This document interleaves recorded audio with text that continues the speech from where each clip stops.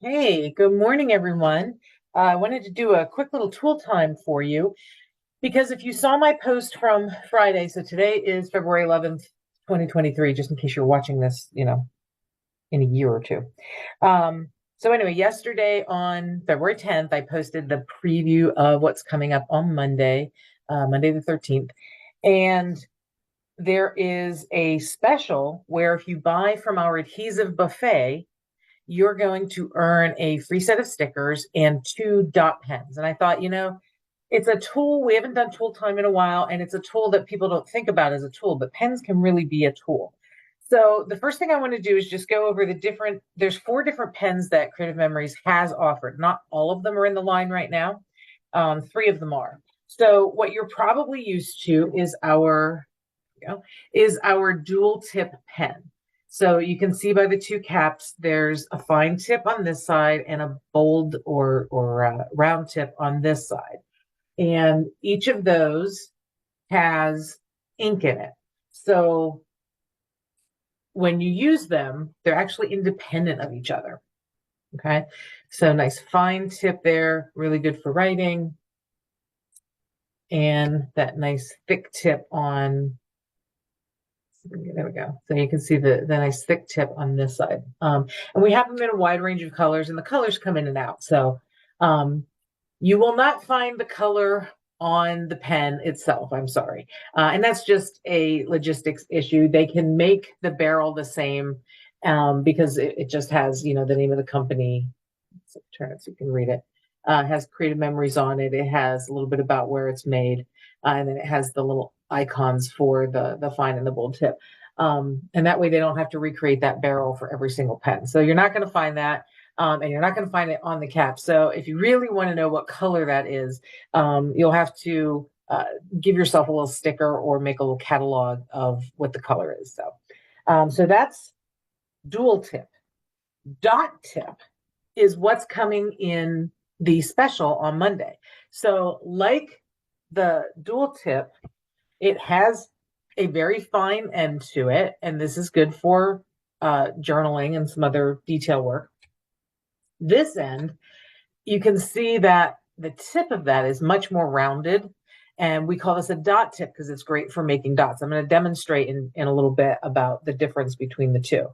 Okay, so dot tip, dual tip. And again, they come in a variety of colors. The dot tips generally have a gray barrel to them, as the dual tips have a black barrel to them. But again, you're not going to get the name of the color. So if you want to know the name of the color, you're going to have to write that on there when you buy it or when you receive it. And then we have, and this is fairly new, I would say within the last year or so, we've started getting the micro tip pen. And that is a single-sided pen. And you can see how fine, and get it into focus there. You can see how fine that tip is. So it is definitely good for journaling, and it's really good for making very fine, delicate tracings on your papers. The last pen is a chalking pen. It has come in and out of the line a couple of times, so I don't think we have it currently. If we don't, it probably will be back. It is a dual tip pen. It has somewhat of a fine tip to it. It is not nearly as fine as the dual tip or dot tip pens. And then it has a bit of a bolder end to it. This one is in white. We actually have had a couple other colors. I think we had some pale pinks and pale blues as well. I'm not even sure that I got those, but I do have the white one. So I'm going to show you that. They are good for decorations. They're not really good for journaling. And it took me a while to track down the answer to this because, when these originally came out, someone said, don't use them for journaling. And it was almost like a command. And I thought, why? Is it bad for the paper? Is it bad? No, it's just that it's so bold or even the smallest side of this is so wide. The journaling doesn't look good. How do I know this? Because I made that mistake. So I do have a page where I journaled in it, and I have to say I don't like it. I almost want to go back and recover it. So use this more for decorative work. So just to give you an idea, I have some blank white cardstock here that I can show you. We're going to start back with our dual tip pen because this is what we have a lot of. So just to give you an idea of the fineness, we can say, oh, I'm sorry, that was the big end. So here's the fine, right? So when you're journaling, nice ink there, and the exact same size for the fine tip on the dot tip pen. Okay. So now I'm going to switch to the micro tip just to show you the thinness of this line. Okay. Same words, but you can see it's much more fine than the other two. All of them great for journaling, but if you really want to go with a tiny, tiny tight ink, you might want to switch to the micro tip. So this only has one side, so we're pretty much done with that. So the dual tip then has this bold side, right? So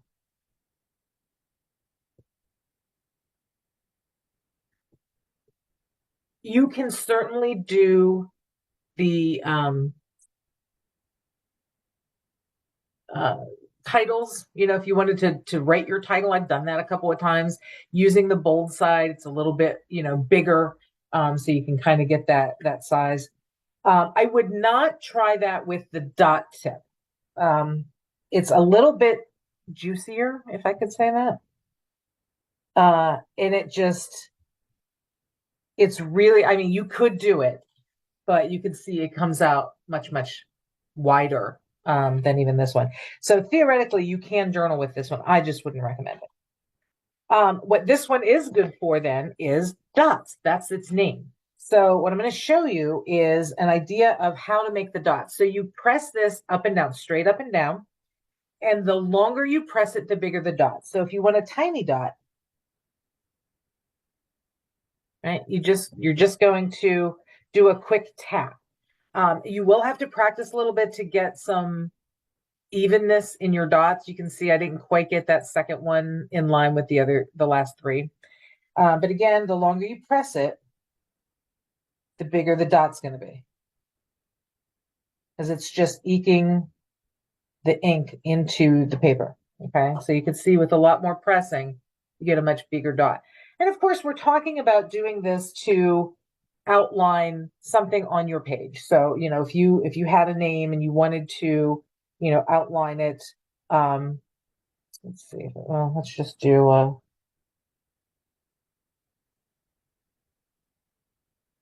think about this as kind of a marquee.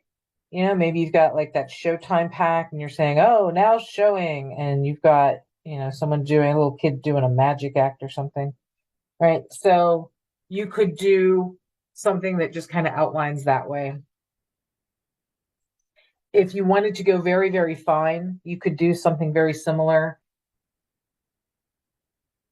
This is that faux stitching technique. I do like the micro tip pens for the stitching. There you go. I made that a little bit fancier around. Oh, there you go. So you can see you could do that and it comes out very, very fine. So it's nice to be able to do that. Okay, so one thing I do want to make sure that you are aware of, no matter what pen you have, I do want to make sure you are storing these horizontally, okay? As I said in these, there are actually two ink barrels. There's one on this side and one on this side. They're independent of each other. So if your fine tip runs out, don't necessarily throw the whole pan away, because this side, the wide side that you probably don't use as much, probably still has a lot more ink in it. So you want that to stay horizontal, because if you tipped it up, if you held it up this way as you were storing it, and I know most people want to do that, right? You've got like a cup and you want to store all your pens up and down. What you're going to end up doing is the stuff that's on the top, it's going to lose the ink and it's going to be really hard for it to come back down into the tip. So you want to store your inks horizontally. You can put them in a bag, put them in a box, however you want to do it. There's some other tool caddies out there. The new mini pod, right? You could certainly keep them back there, right? It's a good place for them. But there's other places out there as well. So I do want to make sure you're storing them. And then I want to show you, and I know I forgot to get something. I'm going to be right back. My apologies.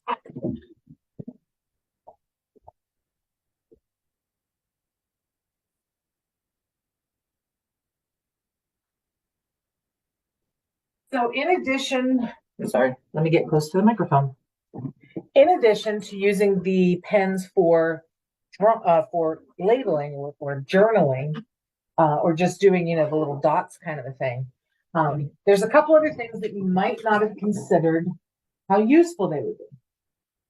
The first thing I'm going to pull out, this is an older piece. I think this has now been discontinued. These are Creative Memories letter stamps. We had a whole set of the alphabet. But I'm showing you this knowing that you probably have some rubber stamps and you can use this. And maybe you have, some letters.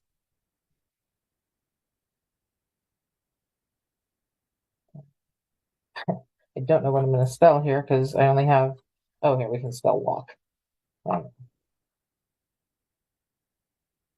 All right, who knows? Maybe you need to make a walk sign. But anyway, so consider using your pens to color in your rubber stamps. I particularly like the ones that are not mounted because I have this mounting block. This came with the letters that Creative Memories have given us a while ago.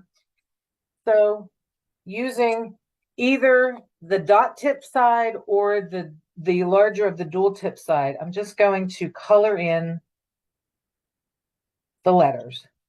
And the nice thing is we know Creative Memories is so good about creating items that are safe for our scrapbooks, things that are going to last a very, very long time.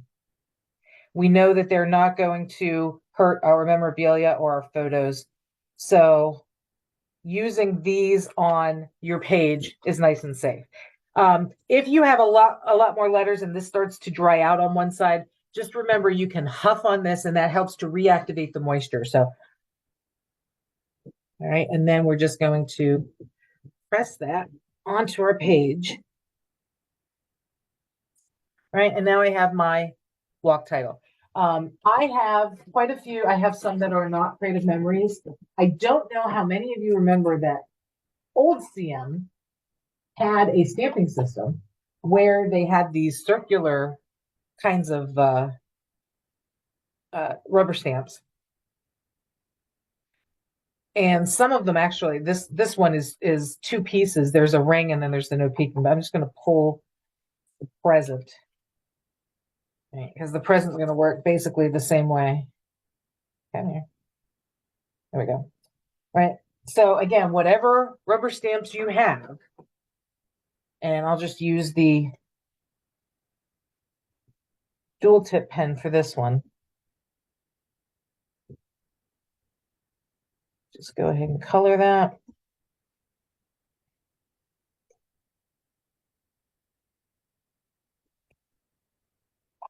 Give it a little puff just to make sure it's moist. Right, and there you have another decoration. So if we don't make a sticker or something that you want, then by all means, find a rubber stamp and you can ink it yourself. So that is another way that you can get some use out of your pens. And then the last one is one I think I have shown to some people and just wanted to put it out there for everyone. And that is going to be using it as a paint. So a couple different things you can do. And in order to do the paint, I got this for free. I don't remember where, or it might have been at the dollar. That's where I think I got this at the dollar store. And I thought, oh, this is nice. You can use a plastic bag for this. You can use the inside lid from a margarine tub. You could use a silicone mat. And I have to say, if you looked at the adhesive specials coming out on Monday, the silicone mat is one of those. This is definitely something you could do on that silicone mat.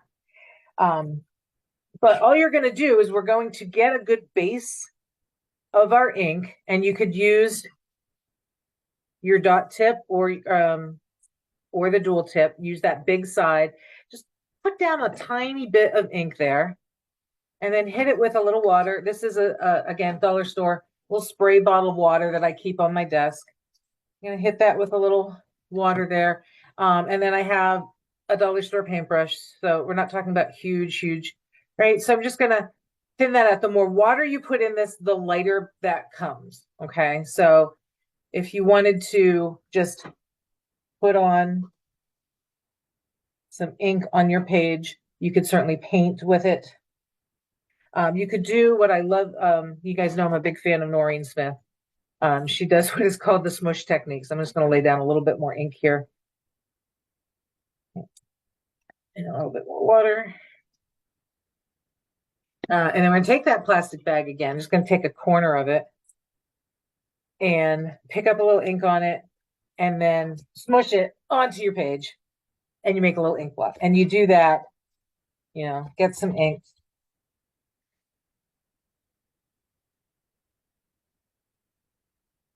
And you can make that nice splatter background. Where's my dots? So I'm going to change up colors here because then you could see, and yeah, I'm going to use a different hole on the palette here. Hey, I have it. I might as well use it. You can always wipe this down in between. Somewhere around here, I have a little mini chamois. And I'm going to use a different piece of, so you can see we're going to get a different shade a little bit. This actually is coming out pretty close to the original, right? But doing that and then using that as a background to layer, you could do this on a 12 by 12 inch piece of paper. You could do this on a mat and then use that to frame your photos to make your background, right? So again, this is creative memory stuff. It's good ink. We know it's safe. Now, I will say you want this to dry. Now, I didn't put a whole lot on here, so it's not going to take a while. If you do a 12 by 12 page, it may take an hour or so for that to dry. And it may get a little bit wrinkly because it's water and paper. So in which case you want to use some adhesive behind it to make sure it stays down. Once it's in your album, it's going to flatten out quite a bit, but you definitely want this dry before you start adhering anything else to it, just to make sure that it doesn't wrinkle underneath what you're doing.